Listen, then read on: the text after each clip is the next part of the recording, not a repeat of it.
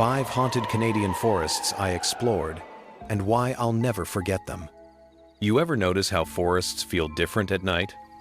Even the friendliest trees suddenly seem like they're listening or waiting.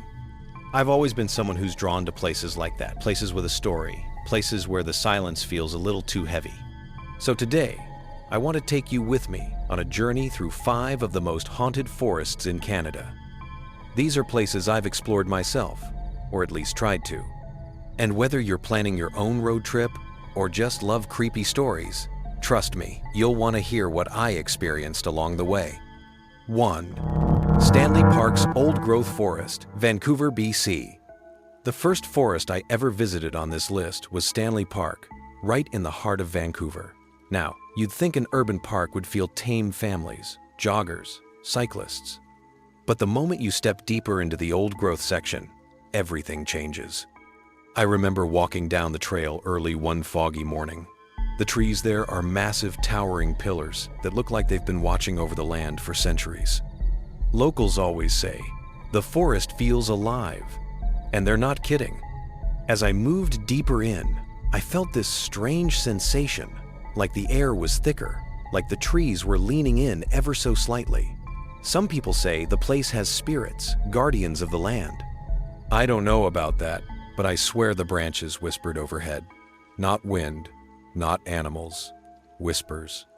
And that feeling of being watched, it never went away. I kept turning around, expecting someone or something to be behind me. But every time, there was nothing but the path disappearing into the shadows. That was the moment I realized Stanley Park's beauty hides something much older and possibly much darker. 2. Kootenay National Park, British Columbia. A few weeks later, I drove east toward Kootenay National Park. If Stanley Park felt alive, Kootenay felt abandoned, completely untouched, but also completely wrong. Hiking there, you come across trails that lead to old cabins, some collapsed, some still standing but empty. People say ghosts stay in these cabins, and honestly, after what I saw, I can understand why. One cabin I passed had its door half open. The floor inside looked rotten and the ceiling had caved in. But what got me was the smell, like old smoke, even though nothing had burned there for years. And that feeling of being watched came back again, but different this time. Not protective, more like something was observing me from a distance or waiting to see if I would come closer. I didn't. I turned around and kept walking, but the forest stayed silent, unnaturally silent the entire way back. 3. Gatineau Park, Quebec. The next stop on my list was Gatineau Park, just outside Ottawa. This forest is stunning in the fall. Bright orange, deep yellow, everything glowing. But the beauty doesn't cancel out the eeriness. The moment I stepped into the trails, the world felt frozen, like time had slowed down. The fog that settles there has this way of wrapping around you until you can only see a few feet ahead. I camped overnight, yeah, not my smartest decision.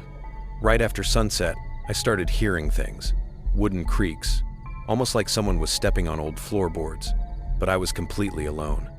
No cabins, no other campers, nothing. Around midnight, there was this howl. Not an animal, at least not one I've ever heard. It sounded human, but stretched out, distorted. I felt dizzy for a moment, like my vision blurred, and I could have sworn something was standing just outside my tent. But when I unzipped it, there was only fog.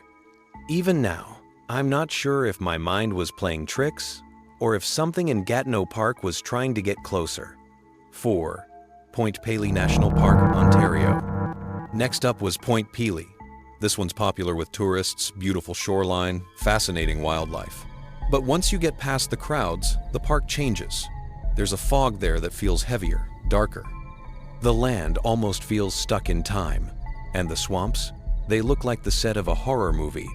Black water, twisted branches, and shadows that don't seem to belong to anything identifiable. Some people talk about strange birds living here. Birds that don't match any species usually found in the forest. I laughed when I heard that at first, until I actually saw one. It was perched on a branch near the swamp. Long, thin body, pitch black feathers, eyes that didn't reflect the light. It watched me, didn't move, didn't blink. Locals say seeing that kind of bird means something bad is coming.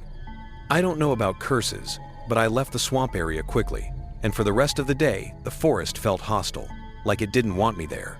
5. Fundy Footpath Forest, New Brunswick. Finally, I reached the Fundy Footpath, one of the most dangerous hiking trails in Canada. Beautiful cliffs, thick woods, ocean views, and also one of the most haunted places I've ever set foot in. The trail runs along the Bay of Fundy, where countless shipwrecks have occurred over the centuries. According to local stories, the sailors who died there never left, and honestly, I believe it. The forest is dense, light barely gets through. As I walked, everything felt still. Not peaceful still, but the kind of stillness right before something terrifying happens. People talk about a ghostly, panther-like creature that protects the forest.